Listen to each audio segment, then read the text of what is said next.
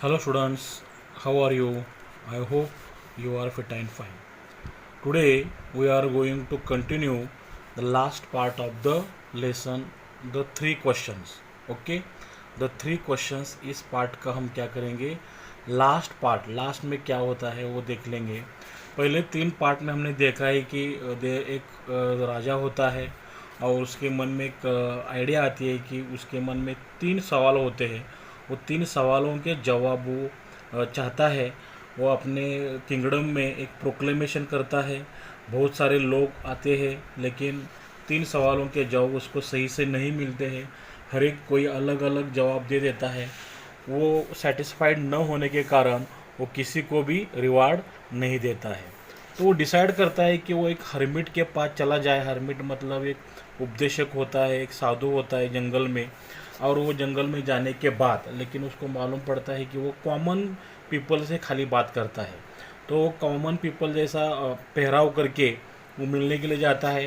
वो अपने गार्ड्स को पीछे छोड़ के उसके पास मिलने के लिए जाने के बाद वो उसके किसी भी सवाल का जवाब नहीं देता है। तो हर्मिट जो होता है वो वीक, दुबला पतला सा होता है।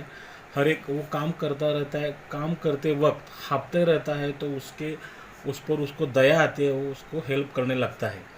उसके लिए वो दो बेड बनाता है। बेड मतलब वो जो हम लोग बीज बोते हैं ना, तो ज़मीन में दो बेड्स, बड़े पार्ट में दो छोटे छोटे पार्ट वो बनाता है। और बनाने के बाद वो फिर एक बार उसको सवाल करता है लेकिन हर्मिट फिर कोई जवाब नहीं देता है। फिर राजा काम करने लगता है। लेकिन उस टाइम क्या होता है, कोई भी तो भागते वक्त वहाँ पे आता है। तो वो जो आदमी होता है, वो आदमी जो होता वो जख्मी होता है। वो एक्चुअली उसको मारने के लिए वहाँ आया था। लेकिन वो झाड़ी में छुप के बैठा था राजा का इंतज़ार करते हुए। लेकिन राजा ठीक समय पे नहीं आने के बाद वो झाड़ी से निकल के राजा को मारने को आ रहा था। लेकिन बॉडीगार्ड उसको पहचानते हैं और उसको जख्मी कर देते हैं। वो उसको अपनी जख्म ऐसे पेट पे हाथ पकड़ के उसके पास चला आता है। राजा उसकी मलहम पट्टी करता है। उस रात राजा वही हर्मिट के घर सो जाता है, झोपड़े में सो जाता है। दूसरे दिन सुबह उठने के बाद वो आदमी कहता है कि मैं तो आपको मारने आया था। मेरे भाई को आपने मार दिया था, उसकी सारी प्रॉपर्टी जब्त की थी, इसलिए मैं आपको मारने आया था। लेकिन आपने मेरी जान बचाई है। मैं तो अभी क्या करूँगा, अगर आपकी इच्छा है तो and if you wish it, अगर आप चाहते हो तो I will serve you all my life, मैं पूरी ज़िंदगी आपकी सेवा करूँगा। तो यहाँ तक हमने देखा था। लेट्स सी आगे क्या होता है। The king was very glad to have made peace with an enemy so easily. राजा तो बहुत खुश होता है, टू हैव मेड पीस, कि आप उसने सुलह कर दी, फ्रेंडशिप कर दी, विथ एन एनिमी, एक अपने शत्रु के साथ, सो ईजीली, इतने आराम से, and to have gained him, और उसको गेन मिला है, फॉर अ फ्रेंड, एक फ्रेंड मिला, इसलिए राजा खूब खुश होता है। He not only forgive him, वो उसको फॉरगिव मतलब माफ़ तो कर देता ही है, बट सेड, लेकिन ये भी कहता है, ही वुड सेंड हिज मेन, वो अपने आदमी भेज देगा, एंड हिज ओन फिजिशियन, उसका खुद का फिजिशियन मतलब डॉक्टर, राजवैद्य, राजवैद्य भी भेज देगा, टू अटेंड हिम, कि उसकी वो देखभाल करने के लिए। The king then took leave of him, और उसके बाद राजा ने उससे लीव मतलब अलविदा कहा, and went out of the hut, और वो झोपड़ी के बाहर आया, to look for the hermit, hermit को ढूंढने के लिए। बिफोर गोइंग अवे, और वो सोचता है कि अभी उसे वापस घर जाना है, क्योंकि वो हर्मिट तो उसका कोई सवाल का जवाब नहीं दे रहा है। तो जाने के पहले ही विश्ड वंस मोर, वो चाहता है कि एक बार, to beg for an answer, कि टू द क्वेश्चंस, अपने क्वेश्चंस के आंसर जो वो क्या करता है, चाहता है कि चलो हम एक बार बेग, रिक्वेस्ट करें, ही हैड आस्क्ड, जो सवाल उसने पूछे थे। The hermit was outside, hermit तो बाहर ही होता है, झोपड़ी के बाहर होता है। ऑन हिज नीज, अपने घुटनों पे बैठा हुआ होता है। सोइंग सीड्स, वो बीज बो रहा होता है in the beds that had been dug the day before. वो दोनों ने जो कल कुछ बेड्स बनाए थे, है ना, खेती में, इन फ्रंट ऑफ हिज हट, तो उस बेड्स में वो क्या कर रहा होता है, कोई बीज बो रहा होता है। द किंग अप्रोच्ड हिम, राजा उसके पास चला जाता है, एंड सेड, उसने कहा, फॉर द लास्ट टाइम, आखिरी बार, I pray you, I humbly request you to answer my questions, कि मेरे सवालों का आप जवाब दीजिए। वाइज मैन, हे ज्ञानी पुरुष, मेरे सवालों का आप जवाब दीजिए, ऐसे मैं आपको रिक्वेस्ट करता हूँ। You have already been answered, तुम्हारे सवालों का जवाब तुम्हें ऑलरेडी मिल गए हैं। सेड द हर्मिट, हर्मिट ने कहा। स्टिल क्राउचिंग, अभी भी वो झुका हुआ है, ऑन हिज थीन लेग्स, अपने दुबले पतले पैरों पर, and looking up at the king, और राजा को देखते हुए कहता है, हु स्टूड बिफोर हिम, जो राजा उसके सामने खड़ा हुआ होता है, तो उसको देख के वो क्या कहता है, तुम्हारे सवालों का जवाब तुम्हें मिल चुके हैं। What do you mean, asked the king, राजा ने कहा, आपका बोलने का मतलब क्या है। डू यू नॉट सी, तुमने देखा नहीं, रिप्लाइड द हर्मिट, हर्मिट ने जवाब दिया, if you had not pitied my weakness yesterday, अगर मेरे वीकनेस पे, मेरे कमजोरी पे कल तुमको दया नहीं आती, and stayed to dig this beds for me, और मेरे लिए तुम ये बेड तैयार करने के लिए नहीं रुकते, तो क्या होता था, you would have gone back, तुम वापस चले जाते, and been killed by that man, और वो जो बेर्डेड मैन था उसके हाथों तुम मर जाते। सो तो इसका मतलब क्या हुआ, द मोस्ट इम्पॉर्टेंट टाइम, सबसे इम्पॉर्टेंट जो महत्वपूर्ण टाइम कौन सा है, वॉज, वो था, when you were digging the beds, जब तुम बेड्स डिगिंग खोद रहे थे, and I was the most important man, और वो मैं बहुत इम्पोर्टेंट पर्सन था तुम्हारे लिए, and to do me good, और मेरे लिए अच्छा काम करना was your most important business, वो तुम्हारा महत्वपूर्ण काम था। ओके, आफ्टरवर्ड्स, उसके बाद, द मोस्ट इम्पॉर्टेंट टाइम, सबसे महत्वपूर्ण समय कौन सा है, was when you were attending to that man, जब तुम उस मैन की देखभाल कर रहे थे।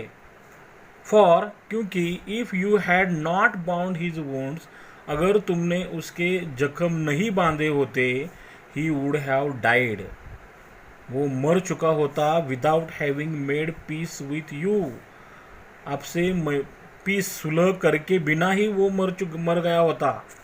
सो तो he was the most important man, वो सबसे महत्वपूर्ण आदमी था, and what you did for him, और तुमने उसके लिए जो भी किया, was your most important business, वो तुम्हारा महत्वपूर्ण काम था।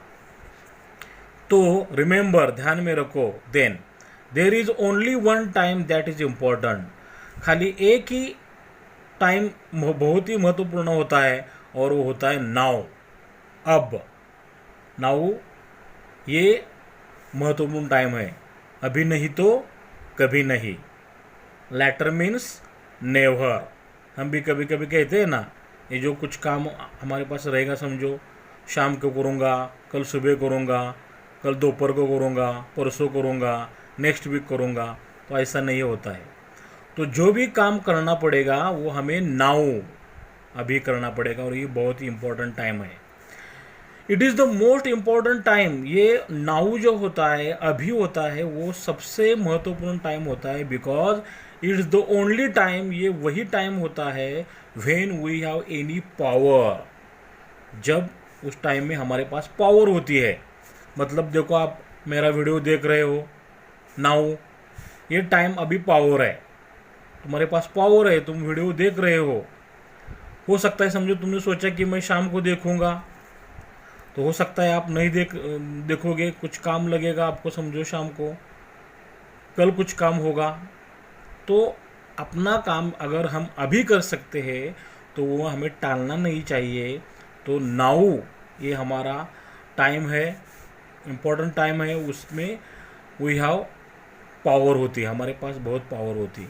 द मोस्ट नेसेसरी पर्सन, और बहुत नेसेसरी पर्सन जो है, आवश्यक जो पर्सन है, is the one with whom you are, जिसके साथ तुम होते हो तभी, तो वो आदमी आपके लिए नेसेसरी पर्सन है।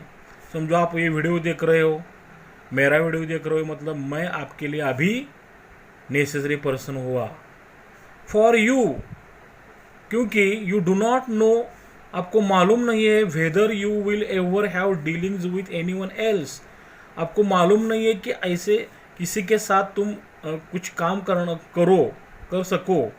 मतलब ये वीडियो अगर आप अभी नहीं देखोगे तो हो सकता है मुझे इतना अभी नहीं, मेरे साथ काम समय नहीं बिताओगे तो हो सकता है बाद में नहीं हो सकता है ना। And the most important thing, और सबसे महत्वपूर्ण बात यह है, is to do this person good, जो भी करना है उस आदमी के साथ वो गुड, अच्छा करना है। मतलब अभी मैं तुम्हारे साथ में हूँ तो मेरे साथ आपको जो भी करना है वो अच्छा करना है। अभी क्या करना है आपको अच्छा, मतलब तो मैं आपको शेयर करना है ना, लाइक करना है, अगर आपने चैनल सब्सक्राइब नहीं किया है तो वो सब्सक्राइब करना है, तो मेरे साथ आपको गुड ही करना है। ओके, जोक्स अपार्ट, ऐसी कुछ बात नहीं है, लेकिन जो भी आदमी आपके साथ होता है उसको आप साथ, उस आदमी के आप साथ अच्छा ही करना है। बिकॉज क्योंकि फॉर दैट पर्पज अलोन, उसी उद्देश्य के लिए, खाली उसी उद्देश्य के लिए where you sent into this life, भगवान ने आपको ये जन्म दिया है, यहाँ भेजा है। ओके, आई होप ये पूरा लेसन आपको अच्छी तरह समझ में आया होगा। अगर आपको अच्छी तरह समझा है तो मैंने अभी कहा, लाइक करो, शेयर करो and subscribe my channel. Suppose ये पैसेज अपने एग्ज़ाम में आता है तो इस पे किस तरह के क्वेश्चन होंगे, उसके थोड़े स्पेसिमेंस हम देख लेते हैं।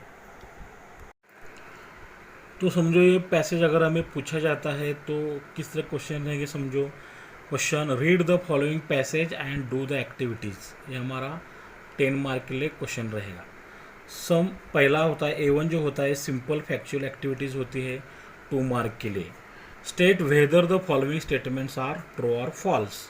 देखो, the king would send a warrior to attend the man, राजा क्या कर रहा हो, राजा ने सोचा कि उसके साथ वॉरियर को भेज देगा उसकी देखभाल करने के लिए। फॉल्स है, क्यों, तो उसको वो फिजिशियन को भेजना चाहता है, डॉक्टर को भेजना चाहता है। The hermit didn't answer the questions, hermit ने राजा के क्वेश्चन को आंसर नहीं दिया, ये भी फॉल्स है, वो दे देता है। The king received all answer from the hermit, राजा को सारे सवालों का जवाब मिलते हैं हर्मिट से, ये ट्रू है। To do good to people is the purpose of our life, हमारी ज़िंदगी का मकसद है कि हमें लोगों के साथ अच्छा बर्ताव करना है, ये भी ट्रू है। Arrange the incidents in proper sequence, देखो आप यहाँ पे 4 इंसिडेंट दिए हैं, वो जम्बलिंग ऑर्डर में दिए हैं, हमें वो सही ऑर्डर में लिखना है। मैंने यहाँ पे नंबर दिए हैं, लेकिन आपको ऐसा एग्जाम में नंबर नहीं देना है, आपको पूरे सेंटेंसेस लिखने हैं। देखो, the king asked the questions again, the king forgive the man, the hermit was sowing seeds, the hermit answered the king's questions. ये जम्बलिंग ऑर्डर में तो पहला इंसिडेंट कौन सा घटा है, the king forgive the man, राजा ने उसको माफ़ किया। Second, the king asked the questions again, राजा ने फिर एक बार वो क्वेश्चंस पूछे। Third, the hermit was sowing seeds, hermit वो सीड्स बीज बो रहा होता है, और the hermit answered the king questions, और हर्मिट ने राजा को आंसर के क्वेश्चन के आंसर दिए। Okay. Third, who said to whom, किसने किससे कहा। You have already been answered, तुम्हें ऑलरेडी जवाब मिले हैं, ये किसने कहा है, the hermit said to the king. What do you mean, क्या मतलब, the king asked the hermit, राजा ने हर्मिट को पूछा है। A2 कॉम्प्लेक्स क्वेश्चन होता है, how did the hermit finally point out the answers to the king's questions, राजा के क्वेश्चंस को फाइनली हर्मिट ने कैसे पॉइंट आउट किया, मतलब बताएं। The hermit finally pointed out the answers to the king's questions, कैसे, giving reference of the incidents, जो भी इंसिडेंट घटे थे उसके रेफरेंस दिए, that had occurred the day before, जो कल घटे थे। कैसे? ही टोल्ड दैट, उसने बताया कि द मोस्ट इम्पॉर्टेंट टाइम कौन सा था for every action is present, वो प्रेजेंट होता है, ना कि पास्ट ना कि फ्यूचर। प्रेजेंट है तुम्हारा मोस्ट इम्पॉर्टेंट टाइम है। The most important person is the person with whom you are, जिसके साथ उस वक्त आप होते हो वो पर्सन आपके लिए महत्वपूर्ण होता है at that time. And the most important thing to do, और जो भी हमें महत्वपूर्ण काम करना होता है, is to do good to the person who is with you, जो आदमी आपके साथ होता है उसके साथ अच्छा ही काम करना है, ये हमारा अच्छा काम होता है। ओके।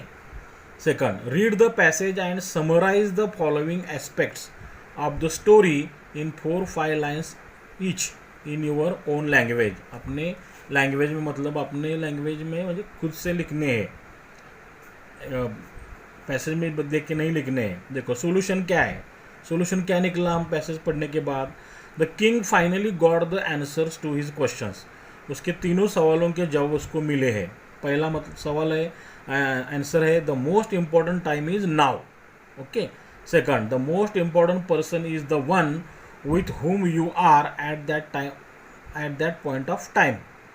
जिस वक्त उस वक्त जिस आदमी के साथ आप होते हो वो आदमी आपके लिए इम्पोर्टेंट है। To do good for the person who is with you in the most important work, और जिसके साथ आप हो उसके साथ अच्छा काम बर्ताव करना, ये आपका इम्पोर्टेंट काम है। मैसेज क्या मिला हमको पैसेज में से?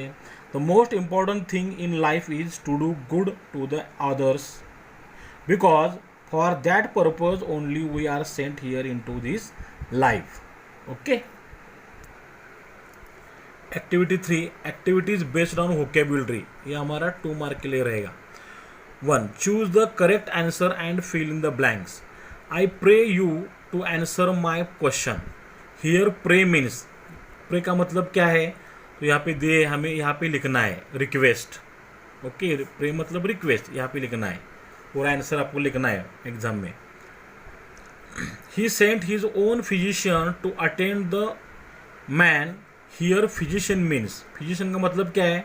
तो फिजिशियन मतलब डॉक्टर है। ओके, डॉक्टर, वैद्य। Second, rearrange the letters and make compound words. देखो हमें कुछ लेटर्स दिए जम्बलिंग ऑर्डर में, हमें सही करके यहाँ पे कंपाउंड वर्ड लिखना है। कंपाउंड वर्ड इसका हुआ आफ्टर वर्ड्स। कंपाउंड मतलब 2 वर्ड का मिलके जो वर्ड बनता है, आफ्टर और वर्ड्स, आफ्टर वर्ड्स। इसका क्या हुआ? विदाउट, विथ और आउट, विदाउट कंपाउंड वर्ड है। Third, from the passage find the collocation of the following. Collocation मतलब जो वर्ड्स एक साथ आते हैं या आ सकते हैं।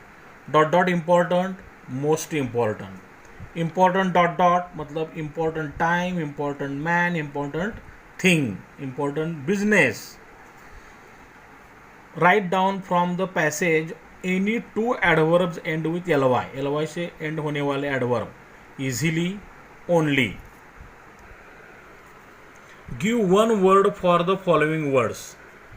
कम नियर मतलब approached, at a later time afterwards, covered with a bandage, bound, felt sad, pitied. Give synonyms मतलब similar words for the following words from the passage.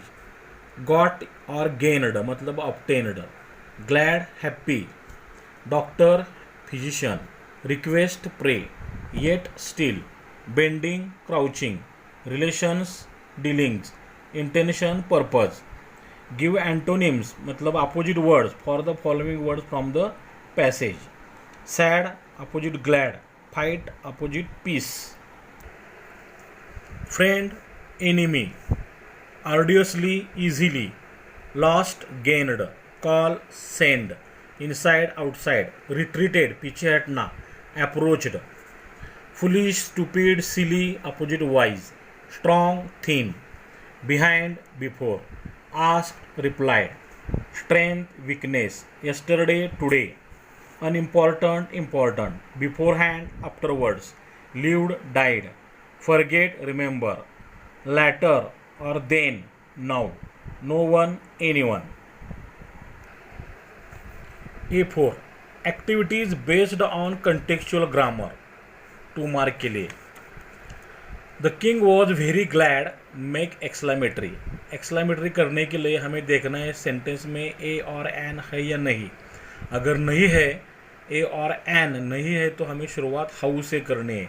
How के बाद जो सेंटेंस में अगर TOO2 वेरी, सो, एक्सट्रीमली रहेगा तो उसको निकाल के उसके आगे का वर्ड एडजेक्टिव लिखना है। हाउ सैड, बाद में सब्जेक्ट द किंग और verb was. How sad the king was, exclamatory mark. Second, he not only forgive him but said he would send his man. Rewrite using and, हमें and use करना है। तो देखो इस sentence में not only और but also आया है। बट मतलब खाली बट आया, अल्सो नहीं आया है।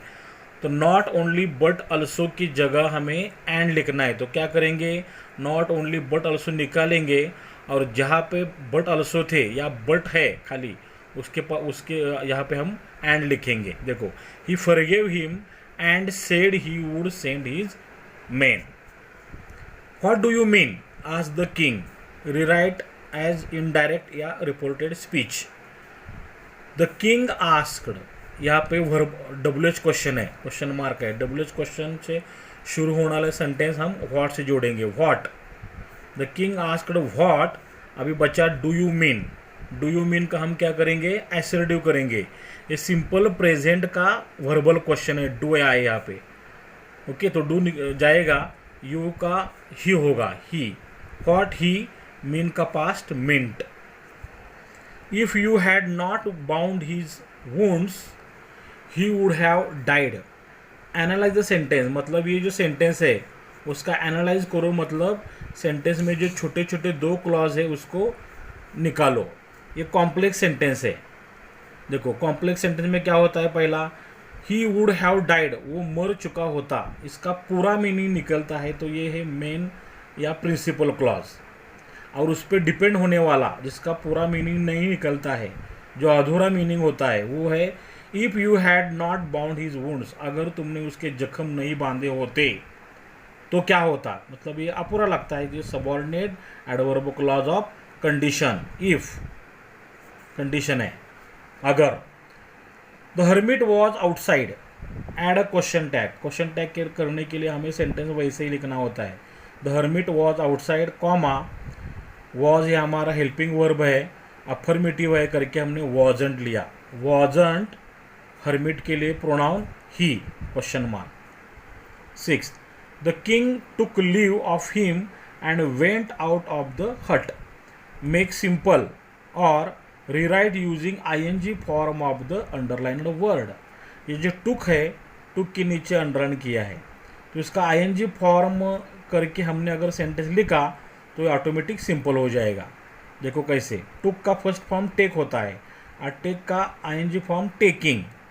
देखो यहाँ पे लिखा है taking leave of him, taking leave of him. देखो यहाँ पे जो एंड है, एंड की जगह हम क्या करेंगे, ये हमारा सब्जेक्ट लिखेंगे, the king. Okay, taking leave of him the king went out of the hut, ये हमारा सिंपल सेंटेंस हुआ। 7, I pray you to answer my questions. Identify the infinitive. इस सेंटेंस में इन्फिनेटिव कौन है, और जो इन्फिनेटिव है वही नॉन फाइनाइट वर्ब भी है। तो हमारा 2 प्लस वर्ब ये इन्फिनेटिव होता है। इन्फिनेटिव मतलब वही नॉन फाइनाइट वर्ब है। Pick out the finite and non finite verbs in the sentence. अभी फाइनाइट और नॉन फाइनाइट क्या होता है देखते हैं। आई प्रे यू, मैं आपको रिक्वेस्ट करता हूँ, टू आंसर माई क्वेश्चंस, मेरे सवालों का जवाब दीजिए। तो यहाँ पे प्रे जो है, ये प्रे फाइनाइट है, मतलब मैं रिक्वेस्ट करता हूँ, इसका जो काम है वो काम इसने किया है वर्ब ने, ये फाइनाइट है। एज यूजुअल जो वर्क होता है वर्ब का वो फाइनाइट होता है। और टू आंसर अभी हमने देखा 2 प्लस वर्ब इन्फिनेटिव होता है, उसे हम नॉन फाइनाइट कहते हैं। 9th, I was the most important man. Change into positive and comparative degree. Positive ये हमारा सुपरलेटिव डिग्री है, मोस्ट इंपॉर्टेंट सुपर डिग्री। तो हमने क्या किया, PD करने के लिए नो अदर शुरुआत की, नो अदर, बाद में एडजेक्टिव के बाद का word man, no other man, हमारा वर्ब वॉज। अभी इम्पॉर्टेंट, मोस्ट इंपॉर्टेंट का फर्स्ट फॉर्म इम्पॉर्टेंट, इसको हमने लिया सो इम्पॉर्टेंट एज सब्जेक्ट हमारा आई, ये हमारा पॉजिटिव डिग्री हुई। कंपेरेटिव देखो, सब्जेक्ट आई, बाद में वॉज, मोस्ट इम्पॉर्टेंट का second form more important than any other man. Okay, do you not see make assertive, ये क्वेश्चन है, एसरेटिव लिखना है हमने, तो हमारा सब्जेक्ट यू हुआ, यू ये निगेटिव है, डू नॉट, डू यहाँ जाएगा, यू डू नॉट सी। और हमारा लास्ट क्वेश्चन होता है ए 5 पर्सनल रिस्पॉन्स या ओपन एंडेड क्वेश्चन, इसका जवाब हमें खुद से देना होता है, इसका जवाब पैसेज में देख के नहीं देना है। देखो, what do you learn about hermit from this passage, आपने इस पैसेज में से हर्मिट के बारे में क्या सीखा। ओके, तो कोशिश करो, आपको आएगा। कोशिश करने वालों की भी हार नहीं होती है, तो ट्राई बट डोंट क्राई, कोशिश करो। आई होप ये वीडियो आपको अच्छी तरह समझ में आया होगा। अगर आपको अच्छी तरह समझा है तो लाइक करो, शेयर करो and subscribe my channel. Have a nice day, best of luck for your exam, God bless you, may your dreams come true, thanks.